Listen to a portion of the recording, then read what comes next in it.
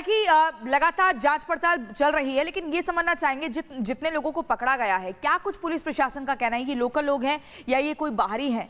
हालांकि सुनियोजित घटना सूबे के मुख्यमंत्री बता रहे हैं इसको।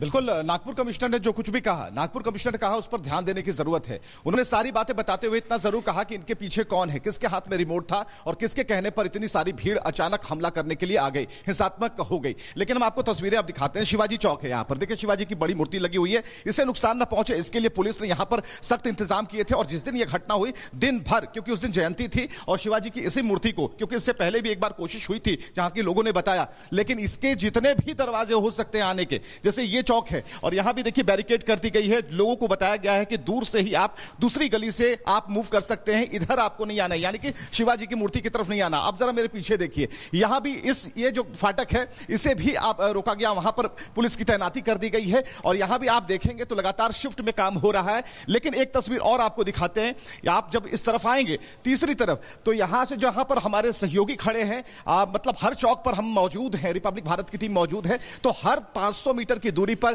चप्पे चप्पे पर हम लगातार लगे हुए हैं। तो विवेक यहाँ पर दिखा रहे हैं किस तरीके से अभी भी जो नागपुर के कई हिस्से हैं वहां पे चप्पे चप्पे पर पुलिस की तैनाती है, बैरिकेडिंग कर दी गई है, हर आने जाने वाले से पूछताछ की जा रही है, यानी कि माहौल खराब ना हो इसका पूरा प्रयास किया जा रहा है। खबरों में आगे बढ़ेंगे, बात करेंगे मध्य प्रदेश की। मध्य प्रदेश के मऊगंज हिंसा कांड में बड़ी कार्रवाई हुई है। मऊगंज हिंसा केस में कलेक्टर एसपी हटा दिए गए हैं। मऊगंज के कलेक्टर अजय श्रीवास्तव को हटाया गया है। मऊगंज की एसपी रसना ठाकुर को भी हटाया गया है। मऊगंज में कुछ दिनों पहले ही पुलिस की कार्रवाई के दौरान एक परिवार ने एएसआई की हत्या कर दी थी। पुलिस वालों की हत्या के बाद इलाके में तनाव फैल गया था और अब इसी मामले को लेकर के, मऊगंज हिंसा कांड को लेकर के यहाँ पे बड़ी कार्रवाई हुई है। देखिए, याद करिए किस तरीके से यहाँ पे एएसआई समेत 2 लोगों की मौत हुई थी और मौत के बाद किस तरीके से हंगामा हुआ था। हालांकि अब पूरे मामले को लेकर बड़ी कार्रवाई हुई है। जो अधिकारी हैं, जिम्मेदार अधिकारी हैं, उन पर गाज गिराई गई है। हिंसा केस में कलेक्टर एसपी को हटाया गया है। जो कलेक्टर अजय श्रीवास्तव में उन्हें हटाया गया है। इसके अलावा जो एसपी है रसना ठाकुर, उन्हें भी हटाया गया है। तो देखिए, यहां पर अब बड़ी कार्रवाई, जिम्मेदार लोगों पर कार्रवाई की गई है, क्योंकि माहौल को शांत करवाना, कानून व्यवस्था खराब ना हो, इसकी जिम्मेदारी जिन लोगों पर थी, जिन जिम्मेदार लोगों पर थी, उनकी ओर से कोताही बरती गई। लिहाजा मध्य प्रदेश की मऊगंज हिंसा मामले में अब कलेक्टर एसपी पर कार्रवाई की गई है, हटाया गया है। फिलहाल इन दोनों को ही अलग अलग जो है तैनाती दी जाएगी, लेकिन फिलहाल मऊगंज से हटा दिया गया है। और इसी बीच अगली बड़ी खबर जम्मू कश्मीर से आपको बताएंगे। टेरर फंडिंग केस में एनआईए की छापेमारी लगातार चल रही है। जम्मू कश्मीर में 12 ठिकानों पर एनआईए का छापा पड़ा है। आतंकी संगठन लश्कर और जैश के मददगारों पर कार्रवाई की जा रही है। आतंकी लश्कर और जैश के मददगारों पर लगातार ये कार्रवाई चल रही है। जम्मू कश्मीर में 12 ठिकानों पर एनआईए का छापा पड़ा है। आतंकी संगठन लश्कर और जैश के जितने भी मददगार हैं उन सब पर कार्रवाई चल रही है, धरपकड़ चल रही है। जो आतंकियों को मदद मुहैया करवा रहे हैं, एनआईए का एक्शन देखने को मिल रहा है। 10 से ज्यादा ठिकानों पर एनआईए का छापा अब तक पड़ चुका है। आतंकियों के मददगारों को बख्शा नहीं जाएगा, उन्हीं मददगारों के ठिकानों पर रेड पड़ रही है। लश्कर-ए-तैयबा से कनेक्शन की भी जांच यहां पर की जा रही है। जैश-ए-मोहम्मद से 60 घाट की भी जांच यहां पर की जा रही है। टेरर फंडिंग केस में एनआईए की छापेमारी 12 जगह बताई जा रही है। आतंकी गतिविधि को लेकर ये एनआईए का छापा पड़ रहा है। आतंक के मददगारों को अब बख्शा नहीं जाएगा, क्योंकि एनआईए की टीम पहुंच चुकी है और लगातार इन्वेस्टिगेशन हो रही है। ऐसे में सबूतों को जुटाने का प्रयास हो रहा है। 10 ठिकानों पर रेड पड़ चुकी है, लेकिन ये अब 10 से फिगर 12 हो चुकी है। अभी और जगहों पर एनआईए की टीम पहुंचेगी और जहां जहां से जानकारी मिल रही है, इनपुट मिल रहा है, वहां वहां कार्रवाई की जा रही है और सख्ती से कदम उठाया जा रहा है। इसी खबर पर हमारे संवाददाता गुरसिमरन हमारे साथ जुड़ गए हैं। गुरसिमरन, एनआईए की टीम 12 जगहों पर अब तक रेड के लिए पहुंच चुकी है, ये जानकारी मिल रही है। ये आंकड़ा और ज्यादा बढ़ सकता है और ये वही जगह है जहां से आतंकियों को मदद मिल रही थी। क्या कुछ और अपडेट?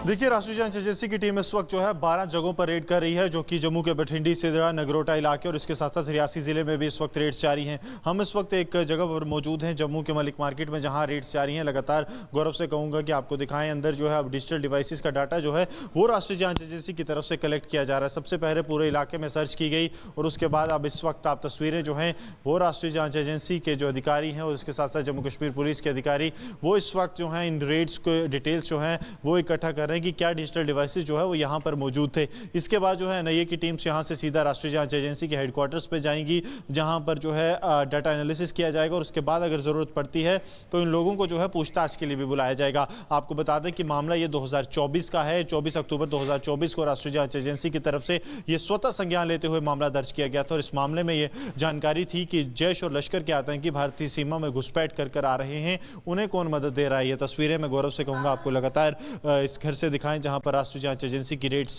सुबह तकरीबन जो है 5 बजे से जारी हैं और अब जो है ये रेड्स कहीं ना कहीं अपने आखिरी मुकाम पर हैं, क्योंकि इनकी जो डिटेल्स हैं डिजिटल डिवाइसेस की वो इस वक्त कलेक्ट की जा रही हैं, जिसके बाद मंदिर में शीतला माता से पूजा अर्चना भी की जा रही है कि हालात जल्द से जल्द सुधरें, ताकि यहाँ पर फिर वही अमन चैन शांति का वातावरण हो, सद्भाव का वातावरण हो। और जो यहाँ महिलाएं हैं लगातार पूजा पाठ करने के लिए यहाँ पर पहुंच रही हैं। तो ये देखना होगा कि ये बदलता हुआ जो माहौल है, जो एक सुखद शुरुआत की एक आहट है, उसे किस तरीके से लोग जी रहे हैं। हालांकि ये कामना जरूर है कि जल्द से जल्द यहाँ पर माहौल जो है बिल्कुल बदल जाए, सुख और शांति यहाँ पर फिर से व्याप्त हो जाए। विवेक, रिपब्लिक भारत। तो सुना आपने विवेक की रिपोर्ट, देखिए आपने। धीरे धीरे जो लोग हैं वो घरों से बाहर निकल रहे हैं, मंदिर जा रहे हैं। सीधे रुख करते हैं सहयोगियों का, आपने हमारे साथ जुड़ रहे हैं जतिन और विवेक।